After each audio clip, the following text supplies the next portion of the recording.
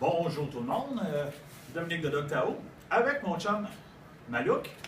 Malouk, comme la plupart de vous, vos chiens, c'est un chien qui est très affectueux. C'est un chien que si il pouvait, il serait toujours collé après moi. Il a toujours besoin d'affection. Il en veut. Mais il y a beaucoup de chiens. Qu'est-ce qu'ils vont faire? C'est qu'ils vont vouloir sauter sur vous autres. Quand vous arrivez de travailler ou quand ils sont surexcités, quand ils veulent quelque chose, ils vont souvent donner la patte. Et on enseigne beaucoup le donner la patte parce que premièrement, c'est un truc qui peut être très facile.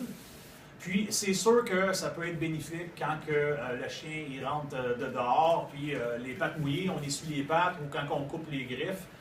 Mais à part, mettons, pour un chien de service, c'est pas vraiment quelque chose d'utile, à part d'être cute, OK? Puis, ce qui arrive là-dedans, c'est que si le chien a besoin de beaucoup d'attention, bien, c'est souvent ça qu'il va faire. Donc, quand le chien saute sur nous autres, il y a deux choses qu'on va se faire dire. C'est que la première chose, c'est qu'on va y aller vers le gros négatif. C'est le fameux coup de genou. Okay? Quand la personne est plus dominante, puis quand c'est fait sec, tout dépendant de l'énergie, tout dépendant de la force, bien oui, peut-être le chien va écouter, mais souvent il va écouter par la peur, par le fameux mâle alpha. Okay? Ou bien, de l'autre côté de la médaille, les gens vont dire d'ignorer le chien jusqu'à temps qu'il arrête de sauter. Le problème dans ça, c'est qu'il y a des chiens que ça peut très bien fonctionner. Mais il y a d'autres chiens comme lui, mettons avant, si j'avais ignoré le chien pour n'importe quel mauvais comportement, ça aurait été vraiment long et sans dire impossible avant de régler un problème. Donc il faut qu'on soit en quelque sorte proactif. Il faut qu'on pratique les situations pour que ça rentre dans la tête du chien. Okay? Ce qu'on a souvent tendance à faire, quand le chien nous saute dessus, quand le chien nous saute dessus ou arrive pour nous sauter dessus, ce qu'on a tendance à faire, c'est qu'on a tendance à reculer. Ce qui arrive, c'est que le chien, ça l'agace beaucoup, puis on fait comme donner l'espace au chien, donc il n'arrête plus. Donc, sans nécessairement donner le coup de genou, ce qu'on va faire, c'est qu'on va... Quand le chien va sauter, ou quand il va arriver pour sauter, on va avancer vers lui, et c'est là qu'après ça, on peut très bien récompenser le bon comportement.